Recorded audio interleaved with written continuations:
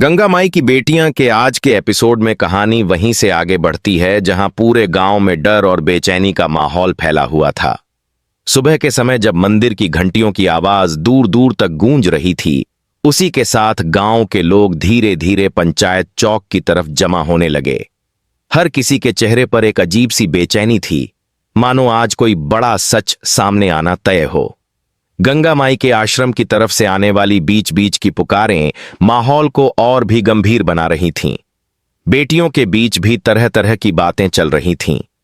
काली के बदलते व्यवहार, उसकी रहस्यमयी हरकतें और पिछले कुछ दिनों से गांव में होने वाली अजीब घटनाएं।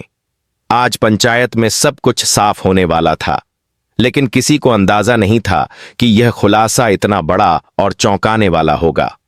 सुबह से ही सरपंच ने यह घोषणा कर दी थी कि आज पंचायत में काली से जुड़े सवालों का अंतिम जवाब लिया जाएगा। गांव के बुजुर्ग लोग अपनी लाठियां टेकते हुए पंचायत चौक तक पहुंचे। महिलाएं सिर ढंककर आईं, बच्चे दूर किनारे पर खड़े होकर सब कुछ देखते रहे। हवा तक में एक तनाव था, ऐसा कोई भी महसूस कर सकता था। इसी बीच गंगा माई धीरे धीरे चौक में पहुंची और उनके साथ आश्रम की बेटियां, गौरी, सीमा, चिंकी, बेबी और बाकी सब। गंगा माई की शांत लेकिन दृढ़ नजर देखकर सब समझ गए थे कि आज कुछ भी छिपकर नहीं बचेगा।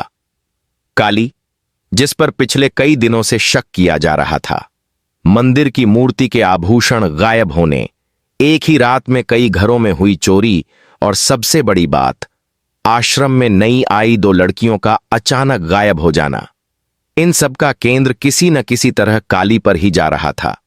काली ने हमेशा खुद को मासूम, सीधे साधे और गरीब परिवार की बच्ची के रूप में दिखाया, लेकिन गंगा माई की बेटियों ने पिछले दिनों जिस तरह उसकी चालाक नजरें, उसकी छुपी बातें और रात को गायब होने की आदतें पकड़नी शुरू की थीं, उससे सभी को शक होने लगा था कि काली कोई साधारण लड़की नहीं, बल्कि कुछ बहुत बड़ा राज छुपा रही है। पंचायत में जैसे ही काली को लाया गया, लोगों ने तरह तरह की आवाजें लगानी शुरू कर दी।